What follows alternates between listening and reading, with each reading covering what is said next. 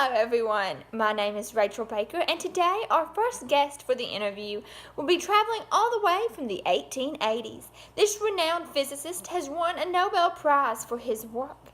So I'd like to introduce you to our first guest. Please tell us your name and about your project. My name is Albert Michelson, and I worked with Edward Morley to investigate the medium that light particles travel through. During the height of my research, it was believed that a medium was required for waves to travel through, such as water waves travel through water, sound waves travel through air, so thus light waves must have a medium to move through as well. This medium was believed to be a light-bearing ether called luminiferous. Through this project, what were you trying to find in this experiment? Through this experiment, I was intending to determine the velocity of the Earth through the light-bearing ether by measuring how light changed. To do this, I created a device that sent a single source of light through a half-slivered mirror to split the light into two beams, right angles to each other. This device is known as an interferometer. The mirrors in the device reflected the split light back to the middle to combine in an eyepiece, producing a pattern of constructive and deconstructive interference, thus the name, the interferometer. The hypothesis of this experiment can be summarized as, if the speed of light was constant with respect to the light-bearing ether, through which the Earth was moving, then the motion could be detected by comparing the speed of light in line with the Earth's motion and the speed of light at the right angles to the Earth's motion. Where did all of your research occur? The experiment known as the Michelson-Morley experiment took place in 1887 at Western Reserve University in Cleveland, Ohio.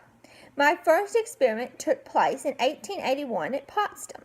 Since the first experiment did not detect any movement, other physicists were anxious to see a repeated experiment, leading me to partner with Edward Morley in 1887 to conduct the more known version of the experiment.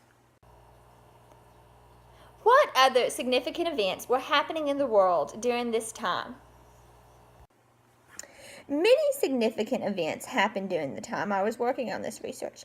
Notable events from 1881 are work began on the Panama Canal, Barnum and Bailey opened the greatest show on earth in New York, the American Red Cross was founded by Clara Barton, and President Garfield was assassinated. Sioux Indian chief Sitting Bull surrendered. Some notable events from 1887, when the more famous work happened, are that work began on the Eiffel Tower and Britain celebrated the Golden Jubilee of Queen Victoria. Other significant world events during the 1880s are the Greenwich Mean Time was used as the standard time to set global time torch, and Henry Seeley patented the first electric clothes iron.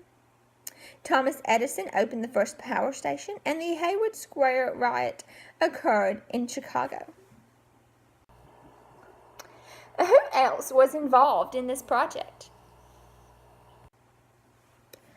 My partner on this project was Edward Morley from Newark, New Jersey. Morley was 49 at the time of partnership for the experiment. He graduated from Williams College in 1860. His personal research focused on determining the density and atomic weight of various gases, specifically researching oxygen. What was your role in this experiment? My role in the experiment was quite profound. In 1881, I created the instrument interferometer to help research optics in the Earth's movement. My original experiment did not detect any movement. After my lab was burned, Edward Morley offered his lab for the repeat of the experiment. I designed the repeat of the experiment with the help of Morley, and together we were able to announce that while the results were still negative, there was no interference with the light waves and no apparent movement of the Earth relative to the light-bearing ether that was expected to exist. The apparatus that we built floated in a mercury trough, allowing it to rotate slowly.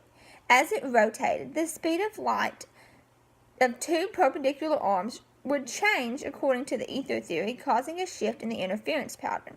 However, the results showed that no such shift occurred. What impact did this research have on the physics community? The results of this experiment were not explained until Einstein's theory of special relativity in 1905.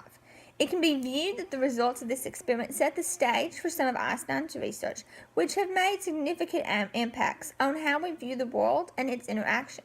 The negative results of this experiment did prove that the ether medium expected for light to travel through did not exist as it was originally believed to. This experiment is sometimes referred to as the most famous failed experiment.